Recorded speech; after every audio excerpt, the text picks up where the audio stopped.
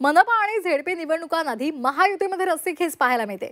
माजी आमदार आणि राष्ट्रवादीचे प्रदेश उपाध्यक्ष अपूर्व हिरे भाजपमध्ये प्रवेश करणार आहेत। हिरे घराणं हे दादा भुसे यांचं कट्टर विरोधक मानलं जातं। आता अपूर्व हिरे यांना भाजपमध्ये घेऊन भुसेंच्या वर्चस्वाला आव्हान देण्याची तयारी भाजपनं सुरू केली आहे, अशी चर्चा आता रंगलेली आहे। दरम्यान अपूर्व हिरे यांच्याशी संवाद साधलेला आहे आमचे प्रतिनिधी योगेश खरे यांनी। पाहूयात। पक्षांतराचे वारे हे वाहू लागलेत।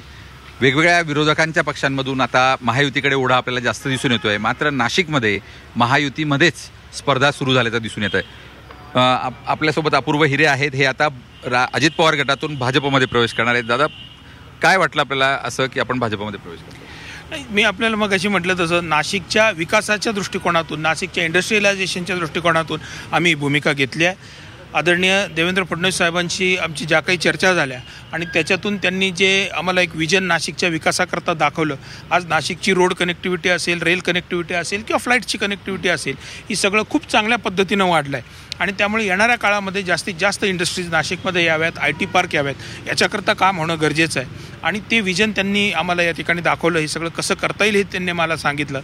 त्या व्यतिरिक्त नाशिकमध्ये आज कुंभमेळा होतोय।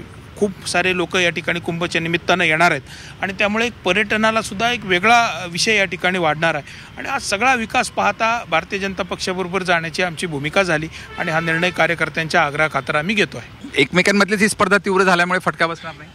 नाही, एकमेकांमधलीच तीव्र झाली असं म्हणता येणार नाही। कदाचित इतर पक्षात कोणी उरलंच नाहीये, या 3 पक्षातच लोक आहे, त्यामुळे एकमेक स्पर्धा आता घडते असं वाटतंय। कार्यकर्त्यांच्या आग्रहामुळे हा निर्णय घेतोय, बाकी त्याच्यात वेगळा विषय कुठलाही नाही। भविष्य हे सध्या महायुतीचं दिसून येत आहे। एकूणच निश्चित भविष्य हे महायुतीचंच आहे आणि आपण बघितलं तर इतर म्हणजे आघाडीसारख्या घटकाला या ठिकाणी 4चं पॅनल सुद्धा उभं करता येईल की नाही ही नाशिकमध्ये शंका राहील। भाजपने तुम्हाला काही आश्वासन दिलंय का महापालिकेच्या निवडणुकीच्या पार्श्वभूमीवर? काय एकूणच तुमची भूमिका असेल? नाही, मी कुठले आश्वासन घेतलेलं नाही। आपल्याला माहिती आहे मी पदाकरता राजकारण करणारा माणूस नाही। एकूणच नाशिक शहरात महापालिका निवडणुकीच्या पार्श्वभूमीवर विरोधकांचा सफाया होताना दिसतोय, तर महायुतीमध्ये सुद्धा आपल्याला स्पर्धा पाहायला मिळते। व्हिडिओ जर्नलिस्ट बबनसह योगेश खरे, झी मीडिया, नाशिक।